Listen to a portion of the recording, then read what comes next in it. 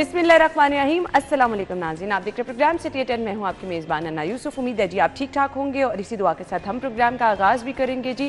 शहर में इस वक्त ज़ोरों शोर से कुर्बानी के जानवर की ख़रीदारी का सिलसिला जारी है और हर बंदा जो है इसी कोशिश में है कि जल्दी जल्दी जल्दी जल्दी कुर्बानी का जानवर और कम पैसों में ख़रीद ले। अच्छा जी, इसके लिए आप अगर ज़्यादा विज़िट करके फिर जानवर लें तो शायद ऐसा पॉसिबल है, क्योंकि अब जैसे जैसे दिन कम होते जा रहे हैं ना, व्यापारी भी बड़े चालाक है, वो भी अपनी कीमतों पे पक्का होते चले जा रहे हैं। खैर आगे चल के हम ज़रूर आपको मंडियों की सूरत हाल भी दिखाएंगे।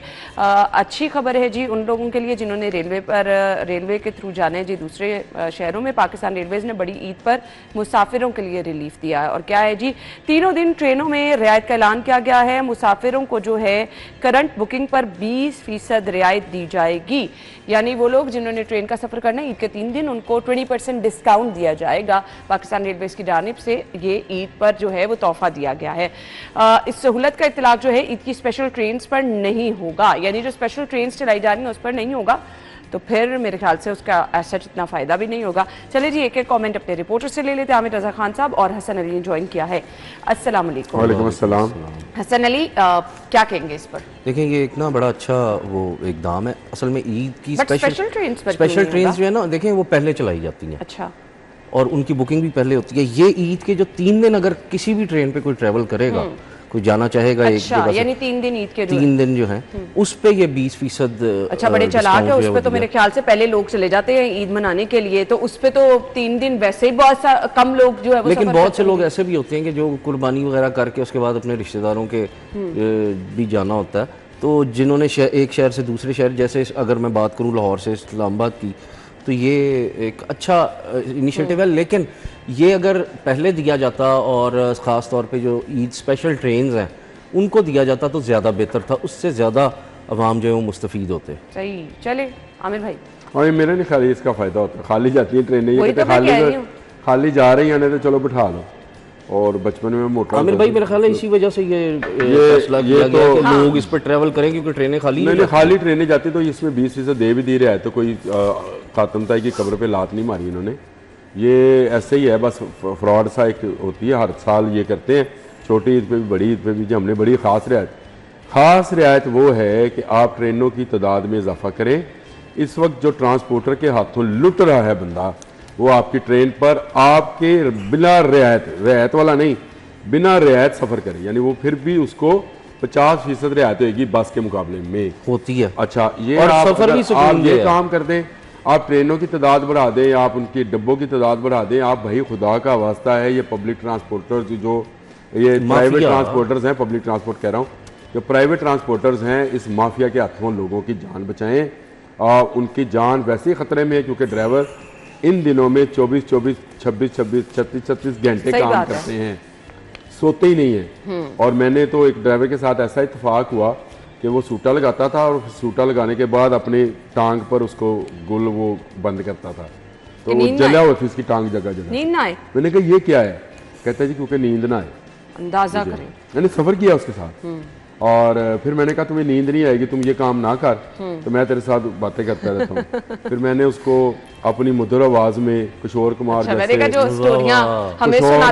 जैसे नूर जहां जैसे बद्दी आवाजों वाले लोगों की जगह पे मैंने अपनी प्यारी आवाज में उनको गाने भी सुनाए। आमिर भाई आपने इतने बड़े सिंगर्स को क्या कह दिया? हाँ, तो उनकी आवाजें अच्छी नहीं थी ना, इसलिए मैंने अपनी सुनाई। मैंने कहा तू ये बहुत अच्छी है, टेप बंद कर, मैं तुझे सोने वैसे जो जिसको आप कहानियां सुनाने लगते हैं ना, आप और जाहिद चौधरी साहब, उसका तो वैसे पूरा दिन जो है वहाँ पे गया, तो वो अब आपने मेरे महागुरु का नाम ले दिया, उसके आगे भाई मैं पानी भरता हूँ।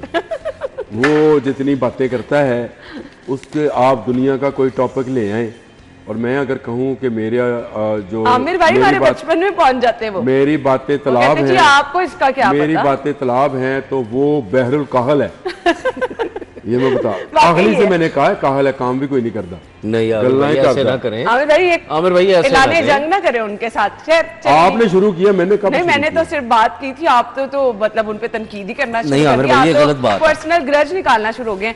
अच्छा जी, एक और अच्छी मेरा खबर है। ग्रज। अच्छी खबर ये है कि ईद के 3 दिन लाइट बिल्कुल नहीं जाएगी। लेस्को चीफ की जानिब से ये बाकायदा ऐलान किया गया है। गुड न्यूज़ है, क्योंकि बहुत ज़्यादा लोग परेशान हो जाते हैं। एक तो वैसे गर्मी भी बहुत ज़्यादा है, और फिर जब आपके गोश्त की तकसीम का अमल होता है तो बहुत ज़रूरी होता है कम से कम गोश्त के ऊपर आप पंखा लगा के रखें, सामने लगा के रखें। तो ये एक अच्छा इकदाम है, तो थैंक यू बोल दें। शुक्रिया, शुक्रिया। लेस्को का शुक्रिया।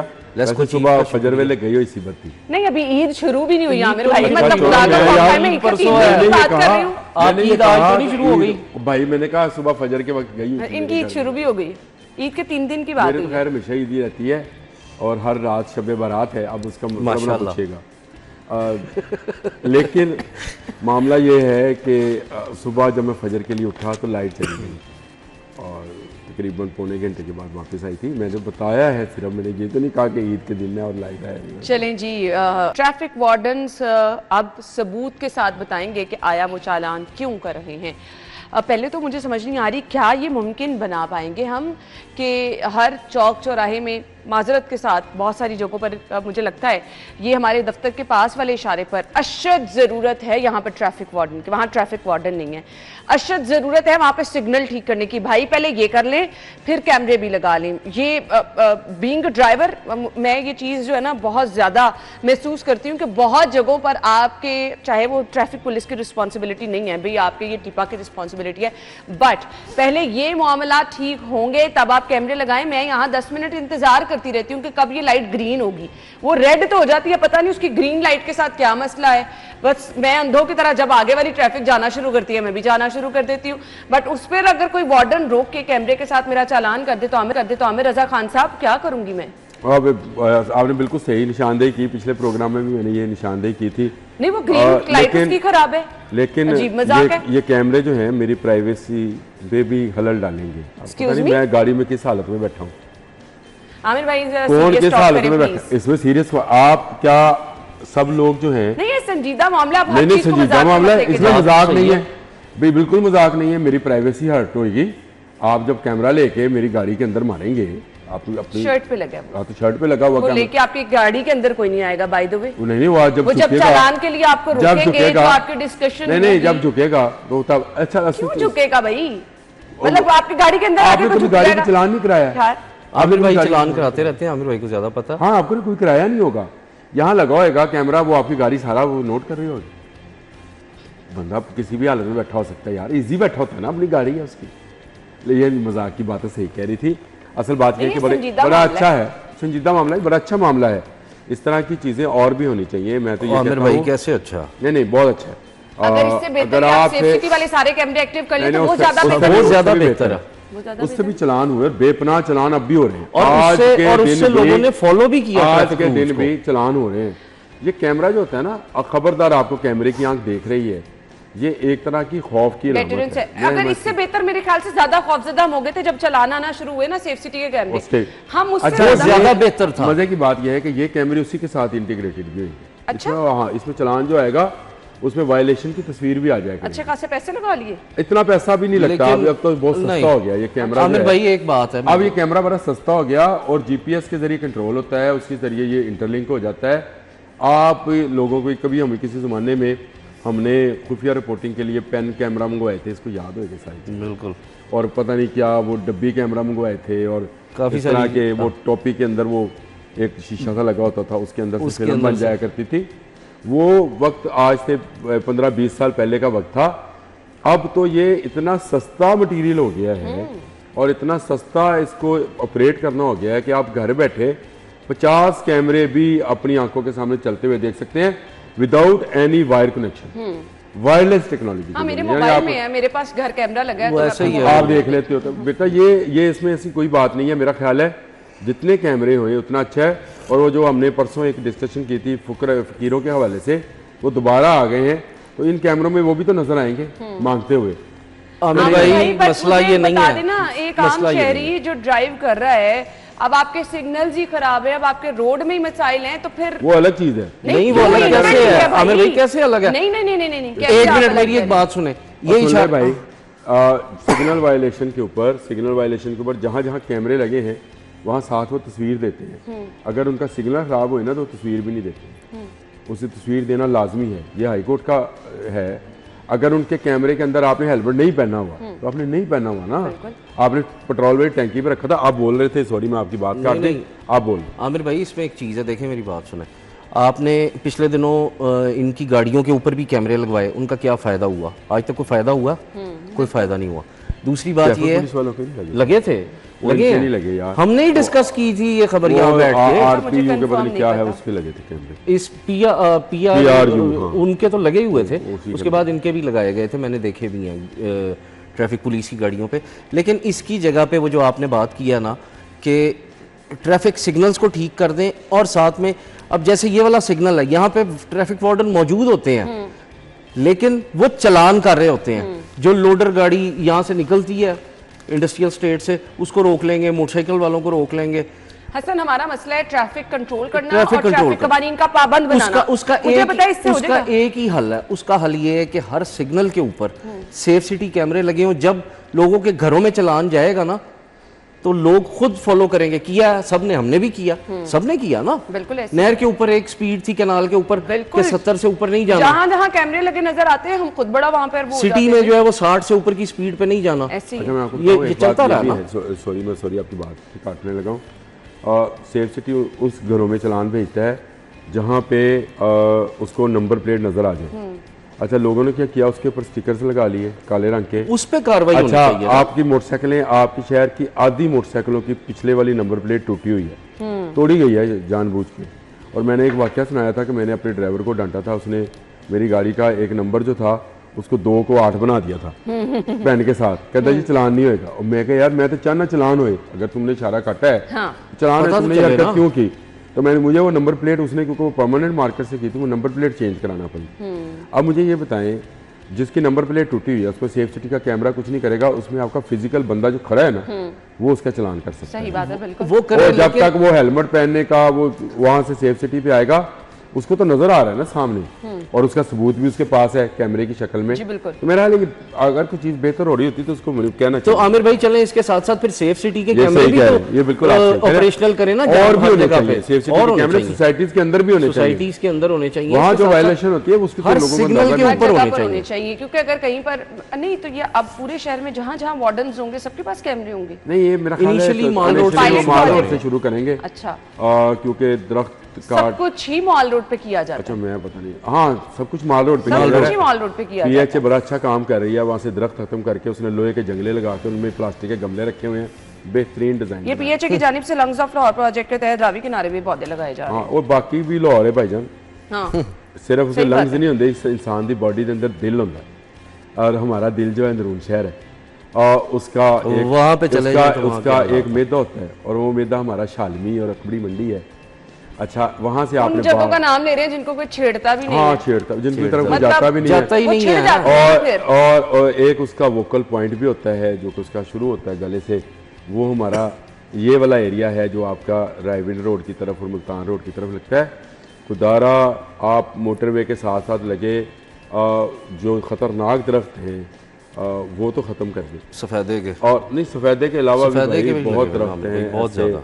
मैं आपको बता नहीं सकता जिन पर हाई कोर्ट के डायरेक्शंस है, लेकिन अभी तक वो शहर में मौजूद है, हमारी सोसाइटी के अंदर भी मौजूद है। बिल्कुल ऐसे ही है। अच्छा जी, हमने ब्रेक की तरफ जाना है आमिर भाई। ये मसला जो है ना, ये हम हर प्रोग्राम में उठाते हैं क्योंकि ये बहुत जरूरी है। अगर आपने आने वाली नस्लों को बचाना है, अगर आपने अपने एनवायरनमेंट को साफ रखना है, अगर आप चाहते हैं कि फिजा में आप खुल के सांस ले सके, तो ये चीज़ें अभी से करनी होगी। एक और बहुत अहम और बड़ा मामला है, उसको आकर डिस्कस करते हैं। ब्रेक के बाद आएंगे, स्टे विद अस।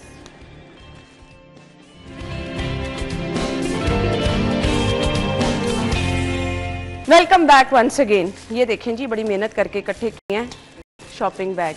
पता नहीं अब लोग क्या समझेंगे कि मैंने ये क्यों इकट्ठे किया। अच्छा जी, ये एक शॉपिंग बैग खवातीन के पास इन दिनों में ना गोश्त इकट्ठा करने के लिए मैं वैसे बता रहा हूँ, मुझे इसमें ये आपके ऊपर इल्जाम लग रहा है। इनके पास ही क्यों होते हैं? वो आती जो है वो मांगने के लिए, नहीं जी, मर्द हज़रात भी आते हैं, खाली खवातीन वो रोते हैं मंगन आंदे ने। आमिर भाई बड़ा सीरियस टॉपिक है, आप हर बात को अच्छा सीरियस टॉपिक क्या है? तो आपने पूछा कि मेरे पास ये क्यों है, तो मैंने कहा मैं तो बताने लगी हूँ कि मेरे पास ईद आ गई आयशा, आप ना। इनको प्लीज कट ना करें, मुझे कट रखिए। ये देखिए जी, ये एक शॉपिंग बैग ही है, इसको शॉपिंग बैग ही बोलते हैं जी। हाँ जी, प्लास्टिक बैग बोलते हैं? इसको वैसे तो डेथ बैग बोलना चाहिए। अच्छा, वो क्यों? मौत का ये बैग है। चलिए मैं जिसको हम पहले इस्तेमाल 2-3 करते तरह के खतरनाक। शॉपिंग बैग दिखा दूं। एक ये है शॉपिंग बैग, अच्छा जी, इस पर पाबंदी है बाय द वे। एक ये बैग है, ये आप इसको देख लें, थोड़ा सा मोटा है उसमें, इस पर पाबंदी नहीं है। नहीं, इस पे पाबंदी इस पे पाबंदी ये नहीं है, 72 क्यों नहीं है वो माइक्रोन भी का है। आपको बताएंगे। आजकल अगर आप मार्केटों में जाएं तो शॉपिंग के लिए जाएं तो ये वाला बैग इस्तेमाल हो रहा है। ये थोड़ा सा कपड़े नुमा बैग है, ये व्हाइट कलर में भी है, हर ब्रांड ने अपने अकॉर्डिंग बनाया है। वैसे व्हाइट कलर में भी ये मिल रहा है आपको, ब्लैक कलर में भी मिल रहा है। अब एक खुसूसी कैंपेन चलाई जा रही है और वो कैंपेन ये है जी, महकमा माहौलियात की जानिब से मरियम औरंगजेब साहिबा स्पेशली इस पर बहुत ज्यादा एफर्ट कर रही हैं। हम लोगों को ये समझना है, ये जानना है कि ये आने वाली नस्लों की तबाही है। हम बार बार इन्वायरमेंट की बात कर रहे हैं, बार बार माहौल को बचाने की बात कर रहे हैं। ये प्लास्टिक बैग जिस कदर खतरनाक हैं, सुबह सुबह मैं लोगों को देखती हूँ इसमें नान लेके जा रहे होते हैं, गरम नान इसमें डाले होते हैं, तौबा तक खाने की चने गरम गरम खाने की नान, चीजें। गरम चने इसमें होते हैं, सालन वगैरह। इस अपने बच्चे शॉपिंग के में। लिए कैंसर लेके जा रहे होते हैं। और इसमें देखें ये जिस रिसाइकल मटेरियल से बनता है ना, वो इतना खौफनाक है इंसानी सेहत के लिए। तो ये जो एक हुकूमत का ये इकदाम है आमिर भाई, मरियम औरंगजेब इसमें काफी ज्यादा एक्टिव भी नजर आती है। ये बता दें कि ये कितनी देर तक खत्म नहीं होता? ये नहीं होता इसकी खत्म। जिंदगी कितनी है? इसकी जिंदगी होगी 2000 साल। इंसानों से भी ज्यादा? इंसान की जिंदगी 62-63 साल है, इससे ज्यादा नहीं है। Average। ये 2000 साल तक खत्म नहीं होगा, और जहां पे होगा वहां पे मौत नुकसान बांटेगा। करेगा। मैंने आपको अगर इसको डेथ बैग कहा था, जिसको हम शॉपिंग बैग का नाम हमने गलत दिया हुआ है। देखिए, पहली बात तो यह है कि गवर्नमेंट इसका, मैं मरियम औरंगजेब साहबा जो कि बहुत काम कर रही है एनवायरनमेंट के ऊपर, मैं उनका शुक्रगुजार हूँ कि उन्होंने इस तरफ तवज्जो दिलाई थी। खुदारा इसका नाम तो डेथ बैग रख दें, इसका नाम आपने शॉपिंग बैग ही गलत रखा हुआ है। फिर आपकी जितनी ठेले वाले हैं, सब्जी वाले हैं, जगह गोश्त वाले हैं, जगह हर चने जगह वाले पे, हैं, हर जगह पे। नान वाले हैं, आप यू नेम एनी, कपड़े वाले हैं, सब ये बैग अभी तक इस्तेमाल कर रहे हैं। आपकी इतनी ज़्यादा सख्ती के बावजूद, एनवायरनमेंट अथॉरिटी के इतने ज़्यादा काम करने के बावजूद, हज़ारों मन और टन शॉपिंग बैग पकड़ने के बावजूद, आखिर कहीं तो ये बन रहे हैं। इसकी प्रोडक्शन को खत्म करना है ना। इसके देखिए, production जब आप जब किसी आप भी जो चीज़ को- एफर्ट कर रही है हम उसको बहुत अप्रिशिएट करते हैं, बट इसकी जड़ तक जाना है। जड़ तक जाना चाहिए। और आपको मैं खुशखबरी सुनाऊं कि एक कंपनी ने बाकायदा अब इलेक्ट्रिक बाइक्स बनाना शुरू कर दी। तो इसी तरह से वो कन्वर्ट होंगे पेट्रोल और गाड़ी से और इलेक्ट्रिक गाड़ी की। इसी तरह आप शॉपिंग बैग को कन्वर्ट कराएं, और सिर्फ ये 72 माइक्रोन का शॉपिंग बैग है जो कि ये अना वाला। दिखा रही हाँ है। जी, ये मोटा ये वाला हो अच्छा, या ये अगर कपड़े आप वाला ना हो। 1 महीना रखेंगे ना अपनी अलमारी में कहीं पे भी, ये खुद ब खुद ना बिल्कुल पतला सा होके खत्म हो जाता है। ये ये खत्म हो खुद जाता बहुत डिजॉल्व हो जाता है। हाँ, खुद ब खुद फटना शुरू हो लेकिन जाता जो है। आपके वो हाथ में है, नहीं, ये तो नहीं। सस्ता भी है। आमिर भाई, ये और गंदे ये नालों में खतरनाक अगर हो तो उसको ब्लॉक कर देता है। आपकी हयात सीवरेज के लिए में। ये इतना अगर ये नुकसानदेह किसी है। इसको अगर किसी ये मुझे शॉपिंग ये वाला शॉपिंग ये ले जी। अगर किसी को शक है इस शॉपिंग बैग पर, तो वो 1 मिनट के लिए ऐसे करके देखें। आमिर चेक भाई करें। ना करें। अगर उसका सांस निकले तो मैं देनदार। वाकई सही कह रहे हैं आप। आप अपने सर पे चढ़ाएं, अपने बच्चे के सर पे चढ़ाएं, जरा पता लगे ना अस्तगफिरुल्लाह, बच्चों कि का ये क्यों करें? नहीं ये बच्चों के लिए मौत लेके जाते हैं। इसमें नान लेके जाते हैं, इसमें जो चने लेके जाते ये हैं, चीज है ना, भटूरे ये लेके जाते हैं, दूध खाने पीने वाली वाली दुकानों मजे से मजे की लोग चीजें दूध बताता इसमें हूं। लेके जाते हैं। सब कुछ ही खाने पीने की दही चीजें हैं। बल्ले, हाँ जी, ऐसे मजे बिल्कुल मजे की ऐसे ही चीजें है। बताते हैं हम सबको। अच्छा, हलीम। अब ये देखिए जहाँ कहीं दरख्त वगैरह उगे होते हैं ना आमिर भाई, ये वहां पर अच्छा, ये अगर अगर मेरा सांस बंद कर रहा है, और जिसमें हसन अली ने कहा ना करें आमिर भाई, तो ये पौधे का भी सांस बंद कर रहे हैं। जाहिर सी बात है। ये मछलियों का सांस भी बंद कर रहे हैं। आप ये ये याद के लिए बहुत आपको जो इस बहुत वक्त ज्यादा। बहुत प्यारे हैं, अपनी जान से भी ज़्यादा प्यारे हैं बकरे, ये उनका भी सांस बंद कर रहा है। और इस वक्त दुनिया की एक रिपोर्ट है कि दुनिया में अगर जंगली हयात को सबसे ज़्यादा ख़तरा किसी चीज़ से है तो इससे है। लेकिन मैंने उस रिपोर्ट के अंदर जाकर कमेंट किया था कि आप गलत कह रहे हैं, अगर इंसानी हयात को किसी चीज़ से सबसे ज़्यादा खतरा है तो इस शॉपिंग बैग से है। इसके ये आप बिल्कुल आपके ऐसे ही काम है। आएगा इतने अच्छा दिनों जी, में। हुकूमत की जानिब से इस पर बहुत ज़बरदस्त इकदाम किए जा रहे हैं। मरियम औरंगजेब साहिबा इस कैंपेन को बहुत ज़बरदस्त तरीके से लेकर चल रही हैं, लेकिन ये एक मुसलसल अमल है। हमें मुसलसल इस पर फॉलोअप लेते रहना है अगर हम चाहते हैं मैं कि अपने आपको माहौल को ना बचाएं। बताऊं, मरियम औरंगजेब साहबा ने बहुत ज़बरदस्त ये काम किया। उनको चाहिए इनकी फैक्ट्रीज पे रेड्स कराएं। फैक्ट्रीज बंद करवाएं। गली गली रेड से मुराद यही है मेरा, बंद कराएं। बंद गली करवाइए। गली मोहल्ले मोहल्ले जो है इसकी दुकान नजर आती है, दुकान भी नजर आती है आमिर भाई, छोटे छोटे प्लांट भी लगे हुए हैं। अच्छा, वो आपसे कहता है, वो आपसे कहता है कि मेरे पास ये 72 माइक्रोन वाला ये तोल दूं, या ये मेरे पास ये मौत का बैग है ये तोल दूं। नहीं आमिर भाई, मैं कोई नहीं चंद कहता। रुपए बचाने के लिए मैं कहता हूँ मौत का बैग। आमिर भाई, जो छोटी दुकानें हैं, जो मोहल्लों की दुकानें हैं, वहाँ कोई नहीं कहता। लोग लाइशे डालते हैं, वो जो बैग देके जाते हैं घरों में बड़े बड़े। अच्छा, वो भी 72 माइक्रोन वाला बैग है, वो बहुत खत्म हो ऐसे जाता ही है, है, बिल्कुल ऐसे ही है। अच्छा, क्योंकि बहुत सारे लोग ना वो संभाल लेते हैं, तो मैं प्लीज रजाइयां कंबल ओदे सर्दियां दे गर्मियां दे कपड़े सारी वाकई ऐसे होता है। मैंने बहुत सारे लोगों को देखा, तो मैं इसलिए रिक्वेस्ट करना चाहूंगी, प्लीज ये शॉपिंग बैग बहुत ज्यादा खतरनाक है, ये जानलेवा हैं। से नो टू प्लास्टिक बैग के नाम से जो मुहिम चलाई गई, हम उसको कामयाब तब बनाएंगे जब हम सब मिलके, आप नाश्ता लेने जाएं, आप नान लेने जाएं, जहां कहीं पे भी है ना, कपड़ा लेके जाओ, नान दा है। तो वो बात ये है कि घर से बर्तन ले जाए, बिल्कुल ऐसे ही है, तरीकाकार भी यही है। हम जब छोटे छोटे थे ना, तो वो तिनके की बास्केट्स टाइप बनी होती थी, अभी वो उसमें लोग खजूरी बास्केट कहते हैं उसको, या छाबा कह लें, नहीं खजूरी बास्केट थी। और आज भी मैं अगर कुलचे नान लेने जाऊं तो कपड़ा रुमाल लेके जाता हूँ, ऐसे ही है। मैं कभी उसको, और मेरे उसको पता है कि इसने प्लास्टिक बैग में चीज नहीं लेनी।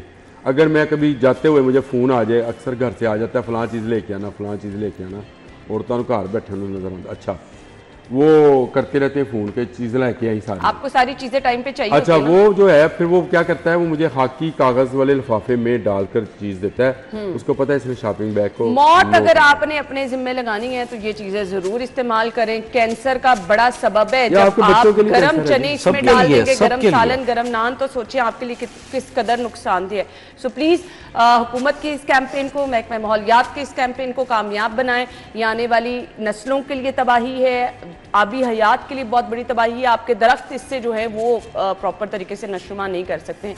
सो प्लीज़ इसको बिल्कुल बंद कर दें और हुकूमत का इसमें साथ दें, ताकि हम आने वाले अपनी नस्लों को बचा सकें, माहौल को साफ सुथरा कर सकें। ब्रेक के बाद आएंगे, stay with us.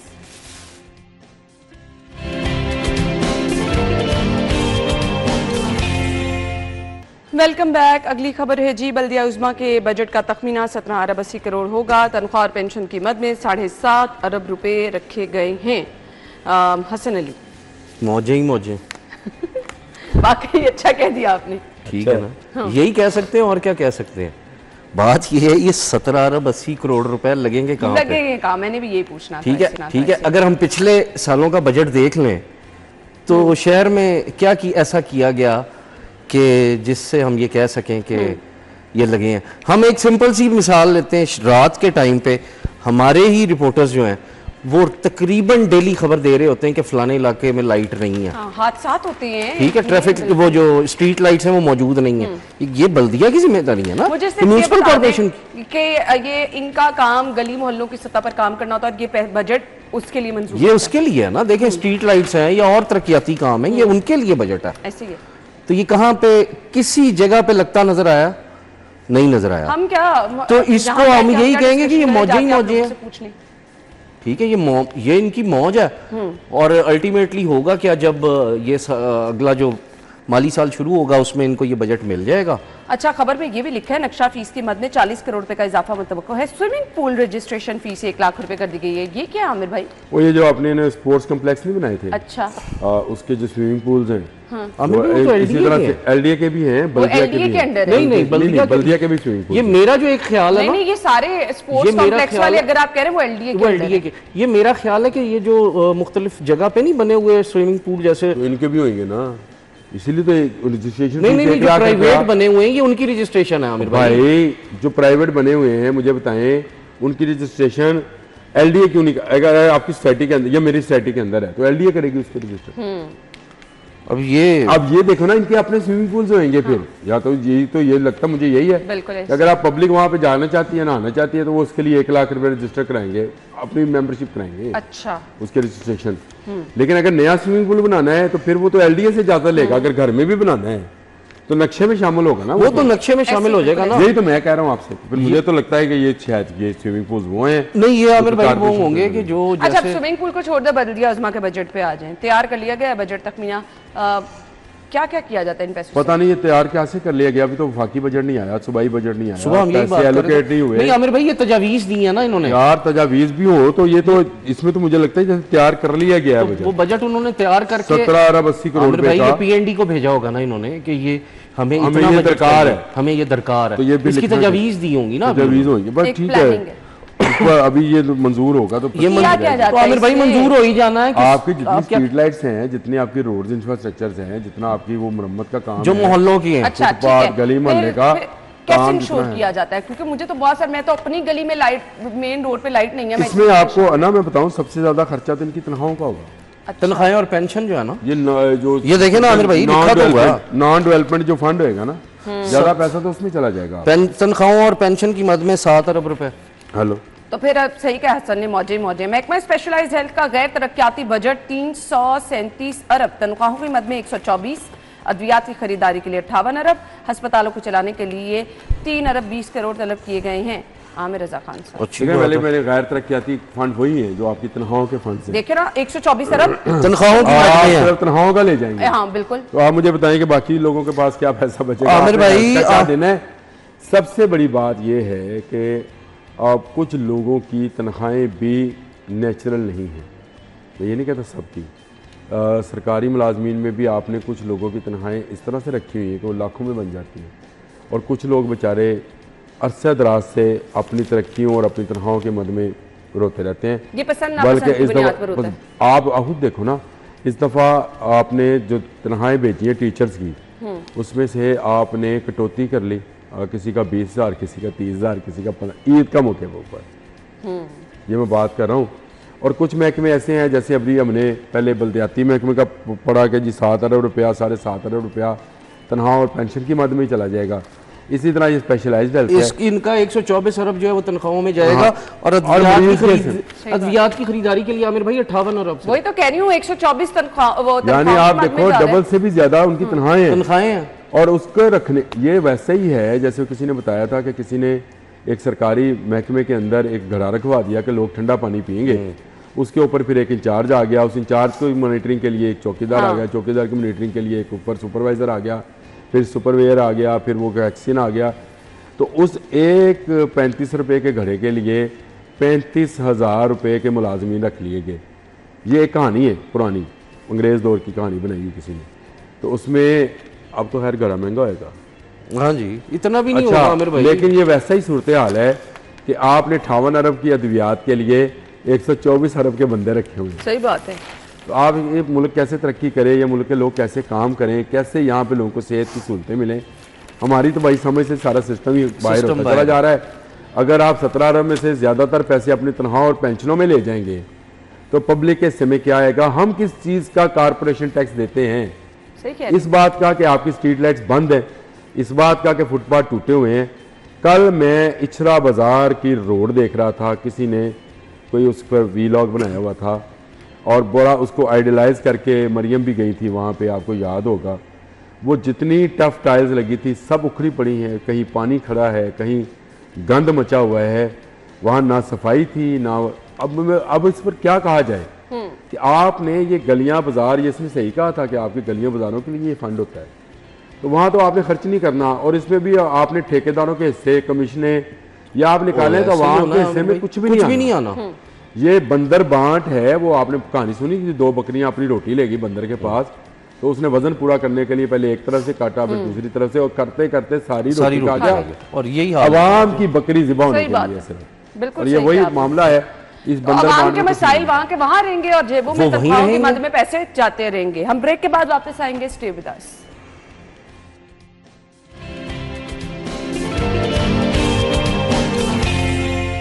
Welcome back once again. और एक बहुत अहम और बड़ा मामला जो भी हम डिस्कस कर रहे थे कि पैसे जो गली मोहल्ले की सतह पर लगते हैं वो किस तरह से लगते हैं, जिनका काम होता है उन्होंने लगाने होते हैं, और वो होते हैं जी बल्दियाती नुमाइंदे। मुसविदा तैयार है, बिल पेश कर दिया जाता है, वो पता नहीं कहाँ का काम बीच में लटका रह जाता है। हसन की तरफ जाते हैं। हसन, क्या है ये मामला? बजट इजलास के बाद नए बल्दियाती एक्ट को मंजूर कराने का फैसला। नया बल्दियाती एक्ट आमिर भाई कहते हैं कि बहुत ज़्यादा खतरनाक है। देखिए, ये एक्ट मैंने पढ़ा है क्योंकि असम्बली कवर करते हैं, तो वहाँ पे जब ये पेश किया गया उस वक्त पढ़ा तो सारे हैरान इस बात पे हुए कि जितने इख्तियारात ब्यूरोक्रेसी को इसमें दिए जा रहे हैं उससे अवाम को कुछ नहीं मिलेगा, और जो अवामी नुमाइंदे हैं वो बस फिर जो ब्यूरोक्रेसी के अफसरान हैं, जो बाबू हैं, उनके दफ्तरों के बाहर बेंचों पे बैठे होंगे कि जी ये मेरे माई बाप ये हमारा काम करवा दें, ये मेहरबानी करें, और कुछ भी नहीं होगा।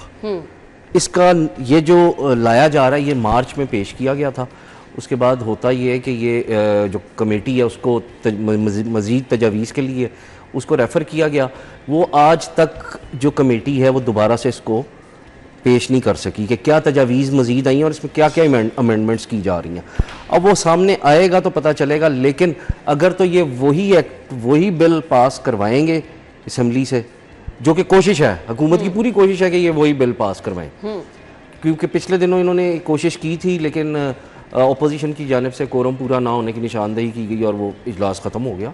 तो अगर ये वो हुआ तो फिर आप ये समझ लें कि आपके शहर का जो बिगाड़ है वो मज़ीद हो जाएगा और अवामी नुमाइंदों को कुछ नहीं मिलेगा। जो ये वर्कर हैं जो इसी आस पे होते हैं कि चलो जी को काउंसलर बन जाएगा, और कुछ बन जाएगा, ठीक है, उनको कुछ नहीं मिलेगा। ये सारा का सारा ब्यूरोक्रेसी के पास, बाबुओं के पास जाएगा। तो फिर मुझे तो लगता है कि नून लीग की हुकूमत को भी कुछ नहीं मिलेगा। और ये मुझे याद आ गई बात, ये जो है ना एहसन इकबाल के साहबजादे हैं, अहमद इकबाल, जो कि MPA भी हैं, उन्होंने ये ऐवान में खड़े होकर कहा था कि ये बिल अगर ये आ गया, ये एक्ट पास हो गया तो ये नून लीग के लिए बेहतर नहीं होगा। मैं वही तो कह रही हूँ ना कि फिर आपके वो लोग जो कि वर्कर होते हैं, जो कि असल में बहुत मेहनत करते हैं अपनी पार्टी के लिए, भाग दौड़ करते हैं, वो कहाँ रह जाएंगे आमिर भाई? खत्म हो जाएंगे। और बेचारों के लिए तो कुछ भी नहीं बचेगा। और DC हजरात तो यहाँ तक, कल एक बंदा मुझे बता रहा था कि एक DC ने हिरात करनी थी तो उसने अपने असिस्टेंट कमिश्नर को कहा कि मुझे गोश्त चाहिए, मैंने हिरात करना है, तो वो कसाईयों की दुकानों से जो 1000 रुपये किलो वाला गोश्त है, ये मिसाल है कि 400, नहीं मिसाल नहीं, सच्ची बात बता रहा हूँ, कल की यही होता है और क्या। और वो 400 रुपये किलो में लेके गया, कसाई रोते रहे सारा दिन। वो कहता जी मैं 400 तो बाद 1 रुपया नहीं देना क्योंकि साहब ने खरात करनी है। तो ये क्या खरात हुई आमिर भाई? मुझे एक बात बताएं, मैंने कहा उसने लोगों से ही निकालने हैं ना बाकी के पैसे। यही मामला है। और यहाँ पर भी ये कहा जा रहा है कि शायद DC के इख्तियारात कम कीजिए, कुछ नहीं किया जाएगा। ये हुकूमत बाबू चला रहे हैं, ये हुकूमत जो है बाबू के हाथों में यरगमाल है।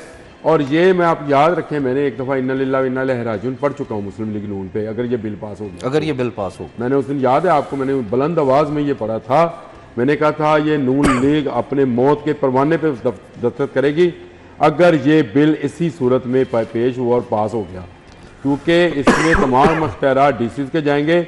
DCs सारा काम करप्शन का, कमिश्नर DC सारे करेंगे और उसका खाता वो वज़ीर आला तक और वज़ीरों तक पहुंचाएंगे।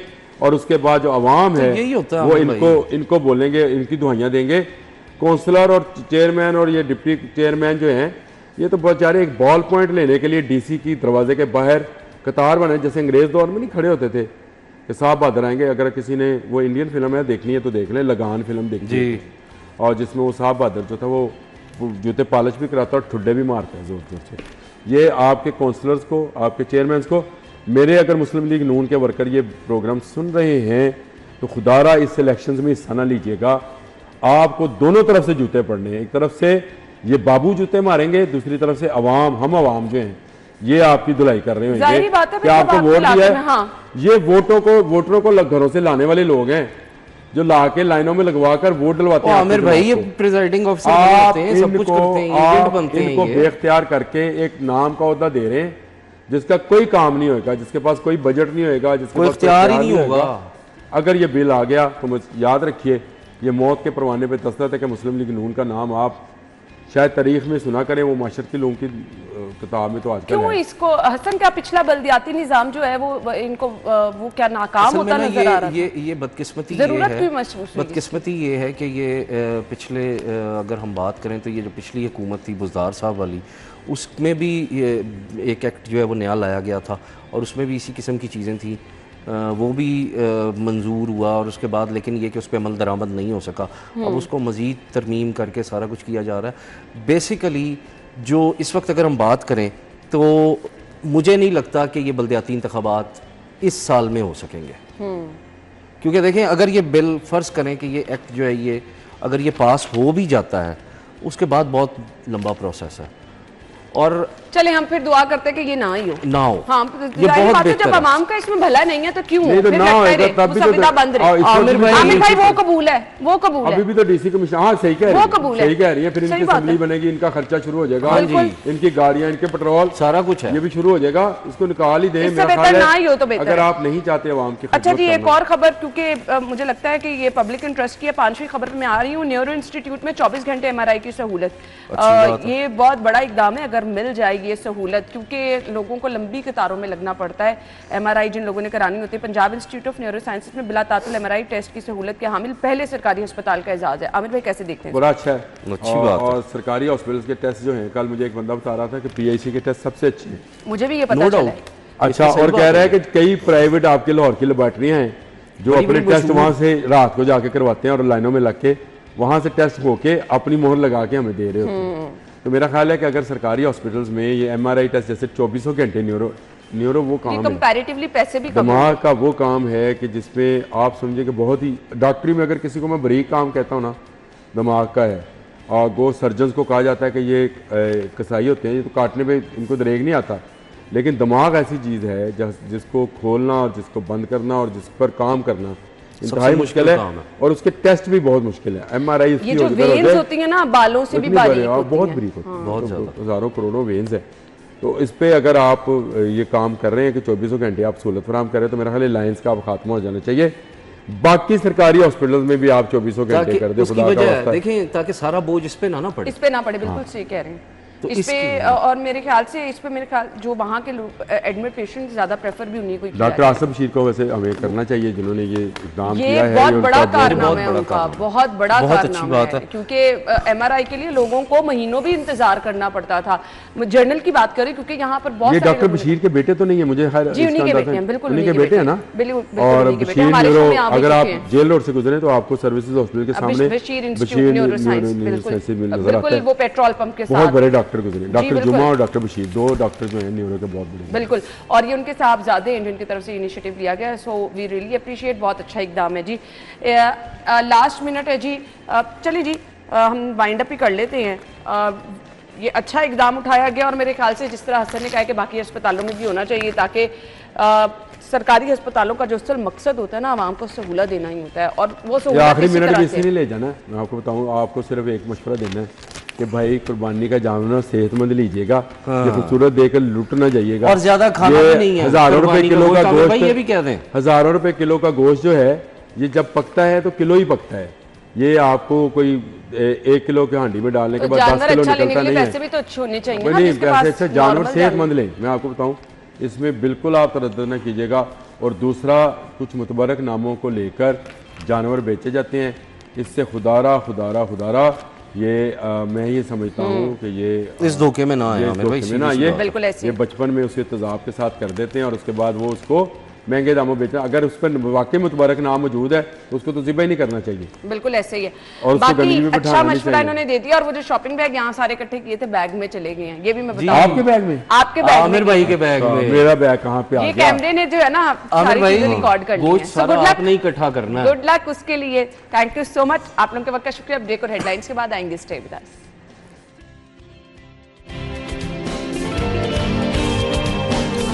Welcome back. वक्त कम है, मुकाबला सख्त है, और इस टाइम हम मवेशी मंडियों में देख रहे हैं कि जी व्यापारी अभी भी इंतजार कर रहे हैं कि खरीदार आएं और जानवर की खरीदो फरोख्त जो है वो देखी जाए।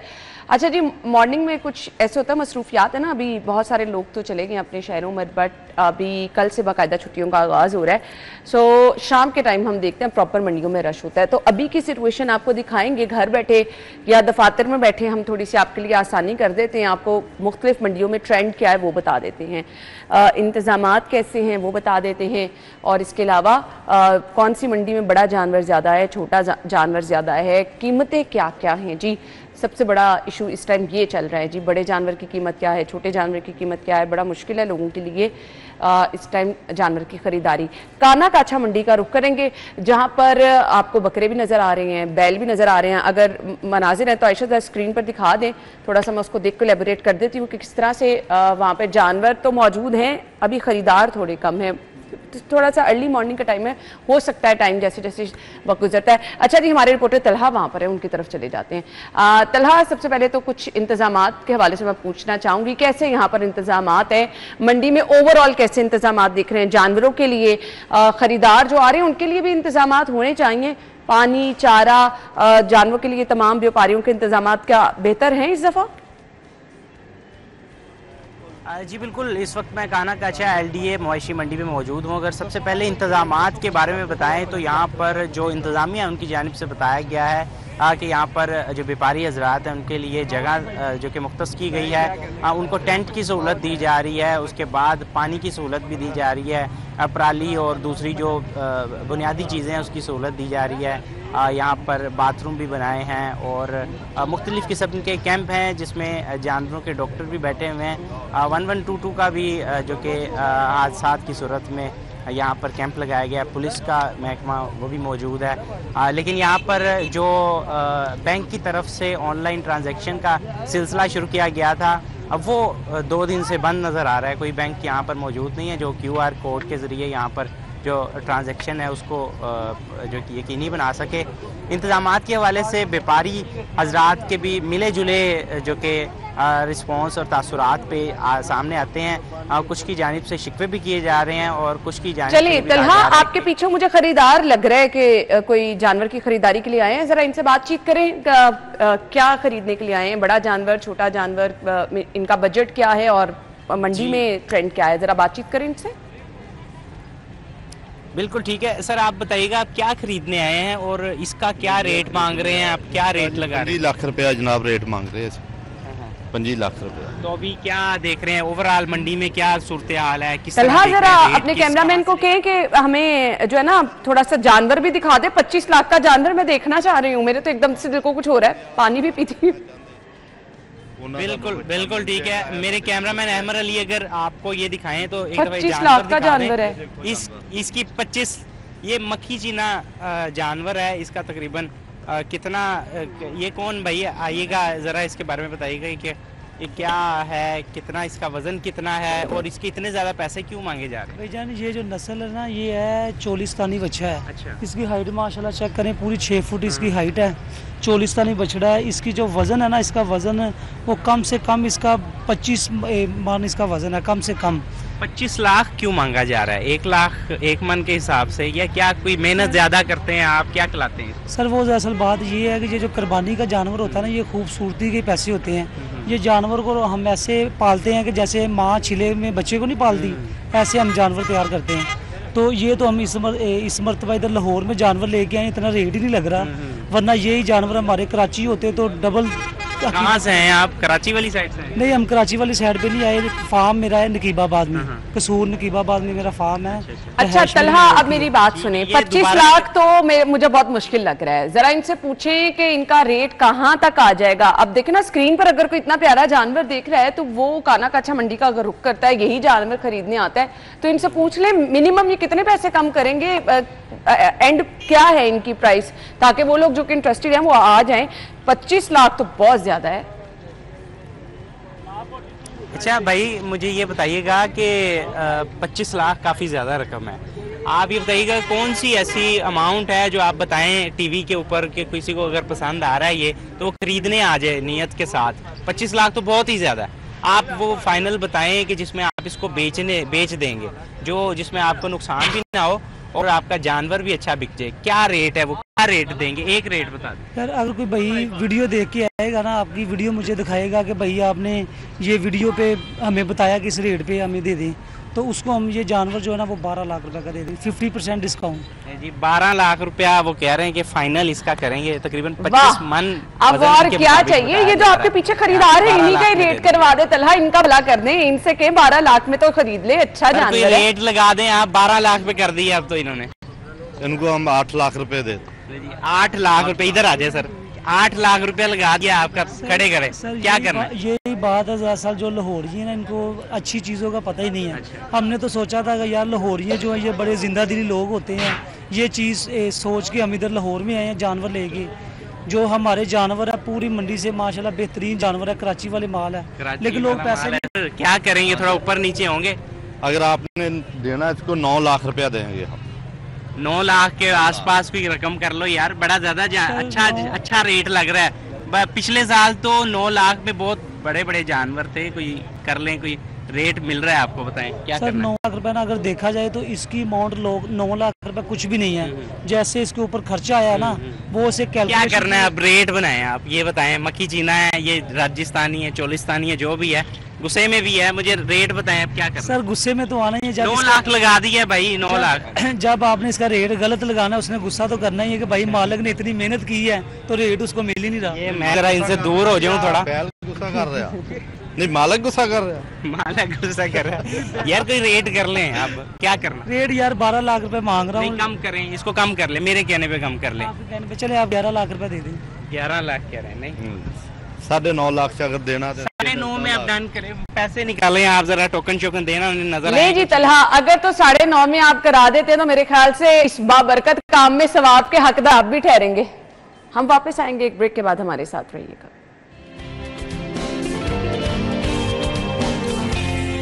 Welcome back once again. Programme के इस हिस्से में जी हम बहुत अहम टॉपिक पर गुफ्तगू करने वाले हैं। माहौल को साफ सुथरा रखना वक्त की अहम ज़रूरत है, तो कुछ अवामिल, कुछ अनासर जिनको आप कभी नज़रअंदाज नहीं कर सकते, जो कि आपकी माहौल की बर्बादी का, आलूदगी का, और मैं तो ये कहूँगी कि जो कि इंसानी ज़िंदगी का कातिल है, उसका बड़ा सबब बन सकता है। अगर आप चाहते हैं कि आप खुली फ़िज़ा में सांस ले सके, साफ़ सुथरी फ़िज़ा में, ये जो आए दिन हमें स्मॉग के ख़तरात और आलूदगी की वजह से आपकी फ़िज़ा में जो ख़तरनाक किस्म के ज़रात है वो बढ़ते चले जा रहे हैं, वो शायद हमें उस तरह से नज़र नहीं आते कि किस तरह हमें अंदर से तबाह कर रहे हैं, हमारे लंग्स को किस तरह से जो है वो तबाह कर रहे हैं। वो हम इसीलिए माहिरीन को बुलाते हैं कि वो बेहतर तरीके से इस पर रोशनी डाल सकें, हमें बता सकें कि हमने एहतियात क्या करनी है। ख़ास तौर पर ये प्लास्टिक बैग्स जिनका हमने अपने न्यूज़ वाले पार्ट में भी डिस्कस किया, जिनको कि कितने ज़्यादा ख़तरनाक हैं, ये जानना बहुत ज़्यादा ज़रूरी है कि ये वो प्लास्टिक बैग हैं जो कि इंसानी ज़िंदगी से कई हज़ारों साल, इंसानी ज़िंदगी तो कुछ साल की होती है ना, कई, लेकिन इनकी ज़िंदगी है बहुत लंबी, हज़ारों साल ये तल्फ नहीं होते हैं। जहाँ कहीं पे भी जाते हैं, चाहे वो गंदे नालों में हैं, चाहे वो पौधों में हैं, जहाँ कहीं पे भी जाएंगे तबाही का सबब बनेंगे। बट हम बहुत आसानी से इनका इस्तेमाल करते चले जा रहे हैं। हर दूसरे बंदे के हाथ में आप सुबह के टाइम देखें, नाश्ता लेके इन प्लास्टिक बैग में जा रहे हैं, खाने पीने वाली चीज़ें अगर आप लेकर आ रहे हैं तो इन प्लास्टिक बैग में लेकर आ रहे हैं। इनका नुकसान क्या है, इस पर रोशनी भी डालेंगे, साथ ही साथ कुछ माहौल के हवाले से भी गुफ्तगू करेंगे। प्रोफेसर डॉक्टर मोहम्मद इरफान मलिक साहब पल्मोनोलॉजिस्ट हैं, हमारे साथ मौजूद है, प्रोग्राम में खुशामदीद कहेंगे। अस्सलाम वालेकुम डॉक्टर साहब। थैंक यू सो मच, बहुत बहुत शुक्रिया। डॉक्टर साहब, आज का हमारा खुसूसी टॉपिक है प्लास्टिक बैग, क्या कहना चाहेंगे? जी, वेरी इंपॉर्टेंट टॉपिक, और इसका इस साल का जो हम थीम दे रहे हैं वो यही है, इस end to stop plastics now ना। तो प्लास्टिक जो है उसको हमने अनफॉर्चुनेटली बहुत लेट समझा है कि इसके प्रॉब्लम क्या हैं, और मेरे ख्याल में कि अभी तक हम एक इम्पैक्ट पे बात तो फिर भी करते रहे हैं कि जी इन्वायरमेंट में होती है और ये पोल्यूट करती है। इसकी जो स्टैटिक सेंस है कि अगर ये इन्वायरमेंट में पड़ी हो तो ये इतनी बुरी लगती है, ये टूरिज्म को भी डिस्करेज करती है। एग्जैक्टली ऐसे ही। अब गवर्नमेंट को मैं अप्रिशिएट करता हूँ, महमूद बूटी का जो एक प्रोजेक्ट किया, आप देखें कि उसको इंटरनेशनल मीडिया ने भी हाईलाइट कर दिया। तो ये एक सेंस, एक डिफरेंट सेंस में मैंने बात की। लेकिन प्लास्टिक की जो प्रोडक्शन है, और इसका सबसे बड़ा प्रॉब्लम ये है कि ये बायोडिग्रेडेबल नहीं है। इस वर्ड का मतलब ये है कि जैसे कोई भी आप कागज़ या लीफ है, उसको नेचर ने जो डिस्ट्रक्शन का एक टाइम दिया है, कुछ ऐसे कीड़े हैं, कुछ ऐसे अवामिल हैं जो उसको डिस्ट्रॉय कर देते हैं। प्लास्टिक में ये अमल नहीं है। तो इसका मतलब है कि ये हज़ारों साल एग्जिस्ट करता है। जब ये एग्जिस्ट करता है तो डिफरेंट अवामिल के साथ मिलके ये बहुत सी डिफरेंट चीज़ें प्रोड्यूस करता है। और मैं थोड़ी सी चीज़ यहाँ को एलेबोरेट कर दूँ, सिर्फ रेस्पिरेटरी सिस्टम की बात नहीं होती। जब प्लास्टिक यूवी लाइट से, धूप से एक्सपोज होता है, तो ये माइक्रो प्लास्टिक में कन्वर्ट हो जाता है। अच्छा। अब ये माइक्रो प्लास्टिक आपकी बारिश होती है, रेन से आपके सॉइल में जाती है, और आपके जो एग्रीकल्चर लैंड है उसको भी ये इसी से पानी मिल रहा होता है। पाकिस्तान में 3.9 मिलियन टन जो प्लास्टिक्स है ना, वो आपके एज अ गार्बेज वो होती है। उसमें से 69% जो है वो मेरीन में जा रही है, समुद्र में जा रही है। अब हम पहले बात करें, वो जो बारिश से जो माइक्रो पोल्यूटेंट प्रोड्यूस हो रहे हैं वो हम इंजेस्ट कर रहे हैं, और वो इंजेक्शन से हमारी इंटेस्टाइनल जो है वो डिजीज़ हो रही हैं। और जब वो हीट से वो इवेपोरेट होते हैं तो वो इन्वायरमेंट में शामिल होते हैं, और हमारे रेस्पिरेटरी सिस्टम में एंटर होते हैं तो हमारी ये सांस की जो बीमारियाँ हैं जिसमें दमा को ट्रिगर होने का बायस बनते हैं, और जिसको नहीं दमा है उसमें दमे जैसे अवामिल हो सकते हैं। अच्छा, फिर ये जो हम बात कर रहे थे कि ये गार्बेज चला गया है आपके समुंदर में, तो समुंदर की मेरीन लाइफ इकोसिस्टम को डिस्टर्ब कर देता है। आपकी आबे हयात आपको नजर ही नहीं आती। बिल्कुल, आपने बिल्कुल ठीक बात की। आबे हयात, जेली फिश, स्मॉल फिशेस, वो इनको जब स्वॉलो करती हैं वो स्ट्रैंगुलेशन होती है और उनकी डेथ, उनकी प्रोडक्शन कम हो जाती है। तो ये पूरा इकोसिस्टम है जिसको हम डिस्टर्ब कर रहे हैं विद द प्लास्टिक, जिसकी रिप्लेसमेंट भी है। ये ऐसा नहीं कि इसके बगैर कुछ हो नहीं सकता। आपको बताया ऑप्शन दिए ना 75 माइक्रोन से कम जो है ना, हाँ जी बिल्कुल, बिल्कुल आपने उस पर पाबंदी है। बिल्कुल आपने ठीक कहा। अच्छा, फिर इंपॉर्टेंट चीज़ है कि हम इसको मदर बच्चों को फीड कराती है, ये जो फीडर में ये भी प्लास्टिक का बना हुआ है। अच्छा, अब प्लास्टिक का प्रॉब्लम शायद हम उसके मैन्युफैक्चर में तो कंट्रोल कर चुके हैं, लेकिन कोई भी प्लास्टिक जब वो हीट उसको करते हैं तो उसमें से जो प्रोडक्ट प्रोड्यूस होती हैं वो प्रोडक्ट आपकी एंडोक्राइन सिस्टम को भी डिस्टर्ब करती हैं। वो जो प्रोडक्ट हैं वो इनफर्टिलिटी का बायस भी बनती हैं, वो लो बर्थ बेबी इमेच्योरिटी का बायस भी बनती हैं। सो सिर्फ प्लास्टिक की वजह से नहीं, हम उसी प्लास्टिक के बर्तन को ओवन में रख के गर्म कर देते हैं, और जब हम उसको हीट देते हैं तो हीट से जो केमिकल प्रोड्यूस होते हैं वो कार्सिनोजेनिक भी हैं। So this is very important कि हम अगर कोई भी बॉटल ले रहे हैं और उस बॉटल की एक शेल्फ लाइफ लिखी होती है कि 2 साल तक आप इसको यूज़ करेंगे। आफ्टर, हम तो जी जुगाड़ लगाने वाली कौम है, हम तो 10-10 साल चीज़ें चला लेते हैं, तो 2 साल बाद देखने में तो वो ठीक लगती है, लेकिन उसके अंदर इतनी डिग्रेडेशन हो जाती है कि वो केमिकल उसी पानी में अब्जॉर्ब होते हैं और वो पानी आप पी रहे होते हैं।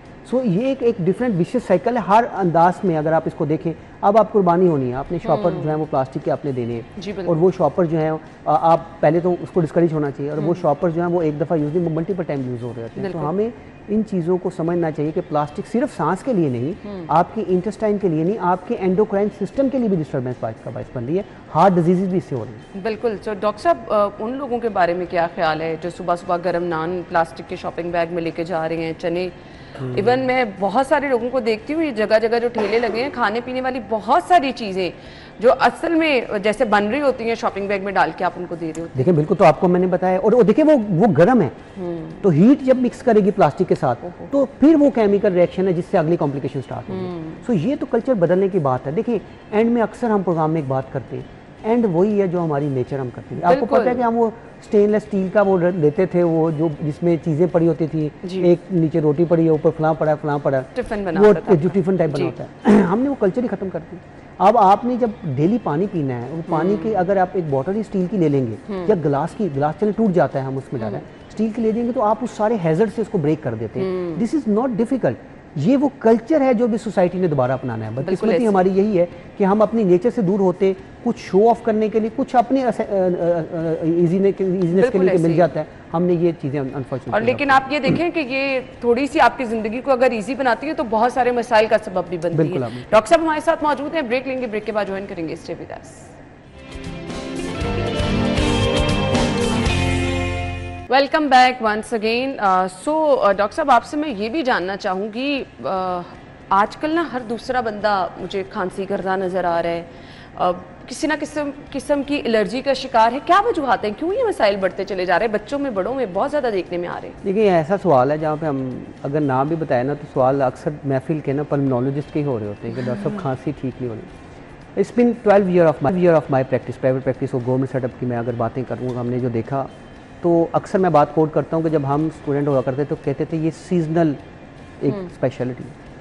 बिलीव मी कि पिछले अगर मैं अपने 4-5 ईयर का एक्सपीरियंस बताऊँ, सो पेशेंट जो है वो महीने से ज़्यादा स्टेबल नहीं होते, उसको इन्वायरमेंटल फैक्टर इतने ज़्यादा हैं जो उसके सामने, हमारे लाहौर में स्पेसिफिकली अगर बात करूँ, या well populated and polluted city जो हमारे हैं अक्सर, उनमें लोगों को इन्वायरमेंट की वजह से ही सब चीज़ें ट्रिगर होती हैं। सही। देखिए हम वो साइलेंट किलर जिस पे आप लोग तो खैर, मैं तो I always say thanks to media कि वो बहुत वाइब्रेंट है और वो बहुत इम्पैक्टफुल है कि बात करते हैं उस साइलेंट किलर को जो कि विजिबल होता है, स्मोक की मैं बात कर रहा हूँ, वो अभी भी है जी। आज हम अगर बात करें प्लास्टिक की, तो अगर आप सर्वे करें, अगर आप देखें तो बहुत से लोग प्लास्टिक को एज अ फ्यूल अभी भी यूज़ कर रहे हैं, और वो स्टार्टर ऑफ फ्यूल यानी प्लास्टिक की कुछ बॉटल से वो आग जलाते हैं, उसके बाद वो हर एक्टिविटी करती हैं, तो वो फ्यूम्स हम इन्वायरमेंट में शामिल कर रहे हैं। तो one factor is this which is very very important factor.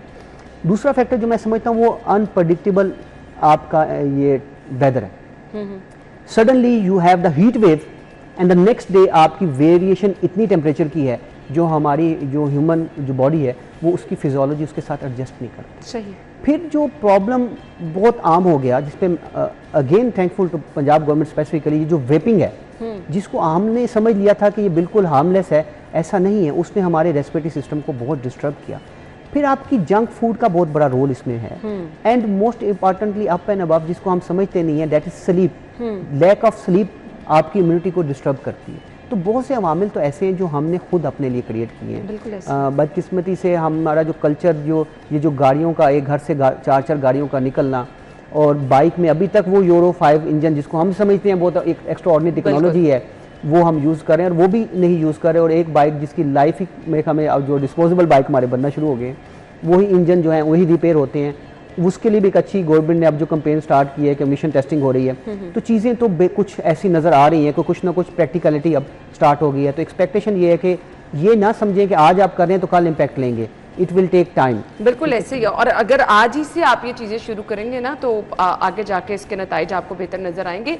अलबत्ता अभी जो हमारे माहौल की सूरत हाल है, आप सिर्फ एक दफ़ा बाहर से होकर आ जाएं, बाइक पे अगर आप सफ़र कर रहे हैं, आप घर वापस आएंगे तो आपको खुद महसूस होगा कि आपको सांस लेने में दिक्कत हो रही है, आपके गले में जो है वो अजीब सा हो जाता है। बिल्कुल आपने ठीक बात की। और जो लोग लाहौर से नहीं है ना, बाहर से आते हैं, specifically out of the country जो आते हैं, बिलीव मी वो जब भी आते हैं ना उनको कफ जो है वही सेटल नहीं होते जितने दिन का उनका ट्रिप होता है लाहौर में स्पेसिफिकली।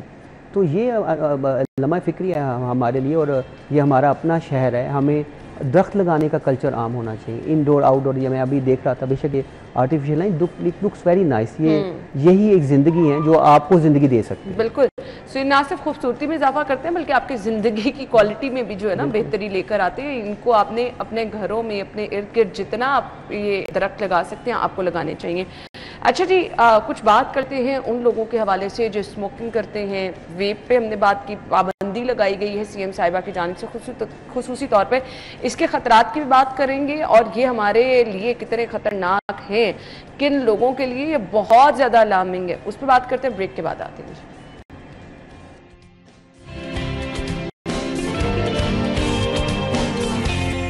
Welcome back. 5 जून है आज और माहौलियात का आलमी दिन भी है, और पंजाब में ज़ीरो प्लास्टिक और ज़ीरो पोल्यूशन डे आज मनाया जा रहा है। ज़ीरो प्लास्टिक की जब हम बात करते हैं तो प्लास्टिक शॉपिंग बैग्स के साथ साथ डॉक्टर साहब सस्ते मिल जाते हैं ना प्लास्टिक के बर्तन। तो घर में खाना शाना हर अमूमी तौर पर मैंने तो यही देखा है, लोग खाना जो बचा प्लास्टिक के बर्तन में डाल के आपने फ्रीज़ कर लिया, अगले दिन आप सुबह उठे आपने उसको ओवन में लगा के गर्म कर लिया। जल्दी जल्दी वाली आपकी आदत बन चुकी हुई है। या फिर आजकल आपके पास ये भी बहाना है कि जो गैस चली जाती है तो आपके पास ओवन की सहूलत मौजूद है। कितना नुकसानदेह है ये प्लास्टिक? देखिए याद रखें, डिस्पोजेबल जो आपके बर्तन है ना, उनके नीचे एक ट्रायंगल होगी, उस ट्रायंगल पे कोई डिजिट लिखा होता है 1 2 4 7। एक तो ये जेन में रखें, उसमें 1 2 और 4 और 7, आई में भी रॉन्ग, इसमें एक डिजिट ऊपर नीचे है, वो ऐसे हैं जो कि आप एक से ज़्यादा मल्टीपल टाइम यूज़ कर सकते हैं। ठीक है। बाय डिफ़ॉल्ट ये अंडरस्टूड कर लें कि प्लास्टिक का बर्तन सिर्फ एक दफ़ा यूज़ करने के लिए, एक दफ़ा यूज़ करने का मतलब ये, मैं डिस्पोजेबल प्लास्टिक की बात कर रहा हूँ जिसमें आप लोग अक्सर जो है आपने आए हैं, आपने राइस खाए हैं और आपने उसको डिस्कार्ड कर दिया है, वो तो घरों में सेव कर लेते हैं। घरों में जो सेव करने वाला कंसेप्ट है ये उसका ठीक नहीं है। हर बर्तन जो है उसका एक पर्पस है, ये वो उसका वो पर्पस बिल्ड बर्तन और होगा, ये नहीं होगा। ये डिस्पोजेबल है, इसका मतलब है यू हैव यूज इट और उसके बाद यू शुड डिस्कार्ड, इसको डिस्कार्ड कर दें, इसको रीयूज ना करें। और यही इशू है हमारे साथ। मैंने कहा ना, हम ऐसी कौम है माशाल्लाह जो एक चीज़ को 10 दफ़ा यूज़ करते हैं। तो डिस्पोजेबल मीन ये डिस्पोजेबल है, यू हैव ईटन इट, सो अब आप इसको डिस्कार्ड कर दें, इसको दोबारा यूज़ नहीं किया जाए। सही, ये तो कंफर्म है। और इन बर्तनों को डॉक्टर साहब जो ओवन में लगा के गर्म कर लेते हैं, वो तो हाथ में पकड़े भी नहीं जाते, इस तरह से मेल्ट हो रहे होते हैं। मैंने आपको पहले बताया एक कंसेप्ट समझें कि प्लास्टिक के बर्तन टू सम एक्सटेंट, अब चूँकि रेगुलेटरी बॉडीज़ आ गई हैं, वो सेफ हो चुके हैं टू सम एक्सटेंट। लेकिन ओवन सेफ जो है ये डिबेटेबल टॉपिक है। जब भी वो हीट उसके साथ इन कंटेक्ट आएगी तो फिर वो केमिकल प्रोड्यूस होंगे जिसमें से हम बात कर रहे हैं कि वो कार्सिनोजेनिक भी यानी कैंसर का बायस बन रहे हैं, वो इनफर्टिलिटी का हार्मोनल डिस्टर्बेंस का बायस भी बन रहे हैं। इस पे बेतहाशा लिटरेचर है। तो हीट एंड प्लास्टिक कॉम्बिनेशन नहीं होना चाहिए। आपके पास अल्टरनेट चीज़ जब अवेलेबल है, सिरेमिक बर्तन अवेलेबल है, आपके पास ग्लास जो है वो अवेलेबल हैं, स्टील तो खैर उसमें ओवन में यूज़ नहीं होती, लेकिन ये बर्तन जो हैं तो फिर इसको यूज़ करें, जो कि बार बार यूज़ किया जा सकता है। फिर क्लीनिंग प्रोसेस में भी प्लास्टिक के जो बर्तन है उसकी क्लीनिंग ज़्यादा ज़ोर से नहीं आप करेंगे, उसको बड़ा स्मूथ आपको क्लीन करना होता है। जोर से रब करने का मतलब है वो कोटिंग अगर हुई है वो खत्म हो जाएगी, अगर कोटिंग नहीं थी तो वो माइक्रो प्लास्टिक जो है वो उससे रिलीज होना शुरू होगा। सही। सो डॉक्टर साहब जैसा कि आपने बताया, तो इन चीज़ों को तो हमें अपनी ज़िंदगी से फिर बिल्कुल ख़त्म कर देना, और जितना आप नेचर के करीब आएँ वो उतने आपके लिए बेहतर होता चला जाएगा। घर में अगर आप इन चीज़ों का ख्याल रखें, अपने इर्द गिर्द इन चीज़ों का ख्याल रखें, तो मेरे ख्याल से बहुत सारे मसाइल से आप बच सकते हैं। आज के दिन से रिलेटेड मैसेज क्या देना चाहेंगे? देखिए मेरे ख्याल में से नो टू प्लास्टिक, हमारे पास अल्टरनेटिव अवेलेबल है। हाँ, मतलब हमारे पास अल्टरनेटिव अवेलेबल है, कोई एक्सक्यूज आपके पास नहीं रह गया। पानी आपको चाहिए तो घर में पानी को आप फिल्टर करके बचत करें, आपकी भी बचत है, हमारी गवर्नमेंट की भी इकॉनमी का बेहतर हो जाएगी। आप स्टील की बॉटल यूज़ करें, आपका जो टिफ़न है वो भी स्टील का हो सकता है, आप उसको रिप्लेस करें। जो डिस्पोजेबल है वो एक दफ़ा आप उसको यूज़ करें एंड डिस्कार्ड करें। आप अपना बैग साथ लेके जाएं, प्लास्टिक बैग की ज़रूरत नहीं है, उसी में अपनी जो चीज़ें जो आप यूज़ करते हैं शॉपिंग के उसमें डालें और उसको ही रीयूज़ किया करें। And we have option, I think हमारे पास ये नहीं है कि हमारे पास हाँ, जब आपके पास ऑप्शन है तो क्यों आप अपनी ज़िंदगी को खतरे में डाल रहे हैं, अपनी आने वाली जो नस्लें हैं उनको तबाह कर रहे हैं। इतने सारे मसाइल, ज़िंदगी गुजारना बहुत मुश्किल हो जाता है। अब ये चीज़ें आपके अपने हाथ में हैं, आसानी लेनी है तो फिर आपके पास बहुत सारे मसाइल भी होंगे। सो इसलिए थोड़ी सी एफर्ट अपने लिए ज़रूर करें और अपनी ज़िंदगी को महफूज बनाएं। डॉक्टर साहब बहुत बहुत शुक्रिया। Thank you so much. इसी के साथ ही हमें इजाज़त दीजिए, कल मुलाकात होगी। अल्लाह हाफ़िज़।